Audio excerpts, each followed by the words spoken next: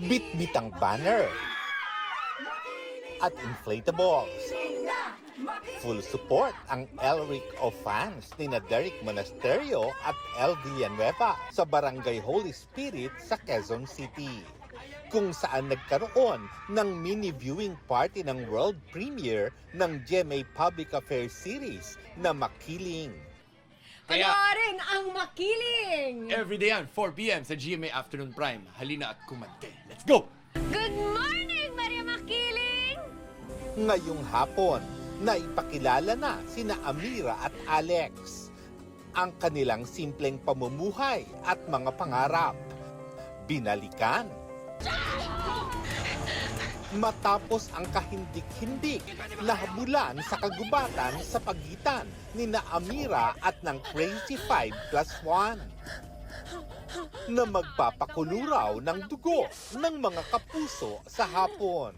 Lahat kami salbahe dito pero meron kaming kanya-kanyang individuality when it comes to pagpapahirap kay Amira. So, abangan niyo yan. Maski ako nagagalit ako sa character ko habang ginagawa ko. Sabi ko, sobrang grabe sama naman ng character na to. It's rooted in because he is paying more attention to her than to me. Sa aming grupo, ako po yung parang tagagawa o tagabili, tagagawa ng proseso sa bagay na gagawin namin para kay Amira.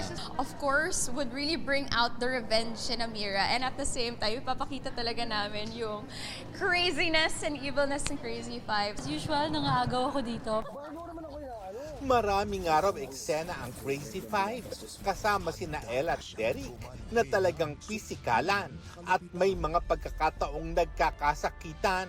Kaya lagi raw silang maririnig sa set na nagsosorry pagkatapos ng eksena. Sa kabila nito, sa likod ng kamera, Sobrang close namin lahat. Siguro dahil lahat kami dito sa cast is really open to each other. Tapos kung meron man kami mga scenes na napaka-physical, after that, we just leave it there in the scene. ang mga pagdadaanan ni na Amira at Alex hindi raw dapat palagpasin ng mga kapuso tuwing hapon. Lar Santiago, updated sa showbiz happening. Ang sariling kapatid.